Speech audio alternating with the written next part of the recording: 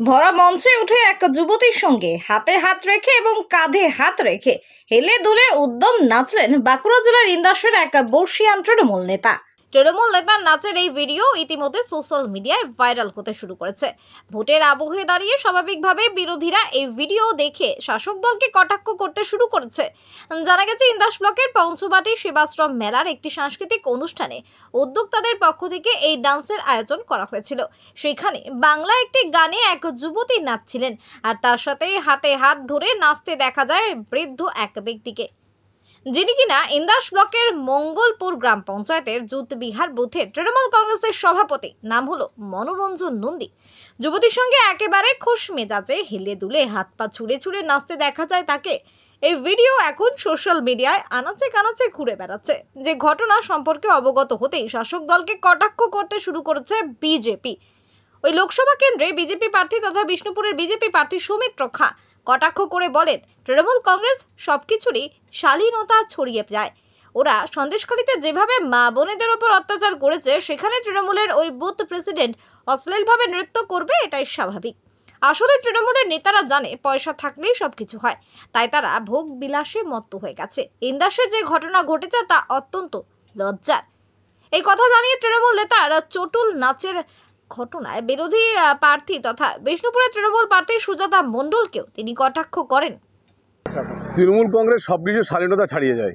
সন্দেশখালীতে যেভাবে মা বোনেদের উপর অত্যাচার করেছে, তো ইন্দাসের বুথ প্রেসিডেন্ট অশ্লীলভাবে নৃত্য করবে, এটাই তো স্বাভাবিক।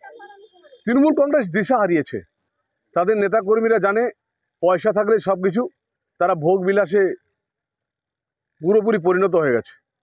তাই তারা গ্রামের মহিলাদেরকেও ছাড়ছে না। ইন্দাসে যে ঘটনা ঘটেছে আমি ভিডিওতে দেখলাম, অত্যন্ত লজ্জার।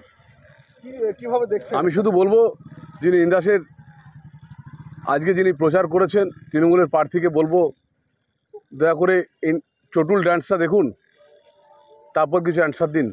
তৃণমূল নেতার নাচের ভিডিও নিয়ে সৌমিত্র খা সুজাতা মণ্ডলকে আক্রমণ করলেও পাল্টা সৌমিত্র খাকে তীব্র আক্রমণ করেছেন তার প্রাক্তন স্ত্রী তথা বিষ্ণুপুরের তৃণমূল প্রার্থী সুজাতা মণ্ডল।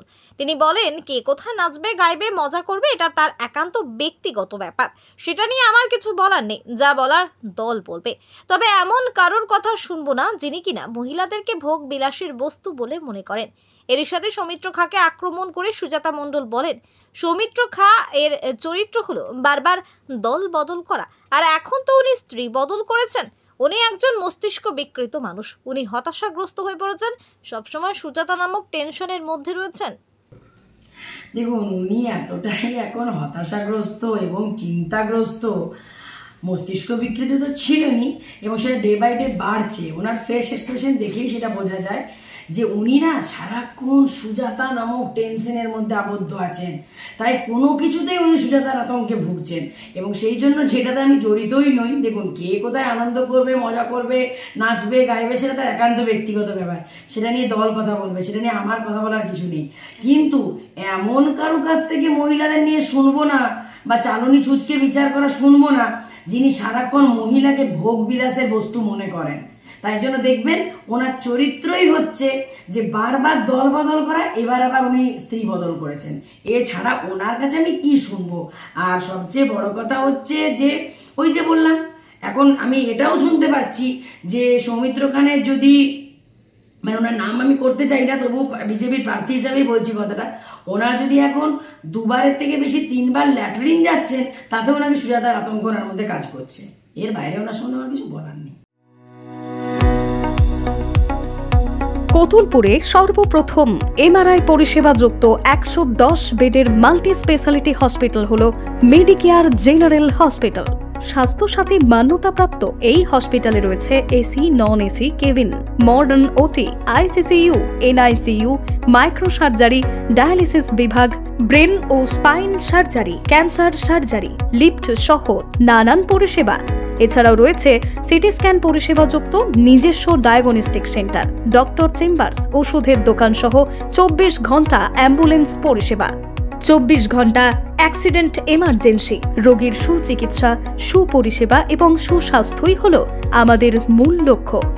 ঠিকানা সরিষাদিঘি, কতুলপুর, বাঁকুড়া। যোগাযোগ নম্বর 9434216662 অথবা যোগাযোগ করুন 9732212924 এই নম্বরে।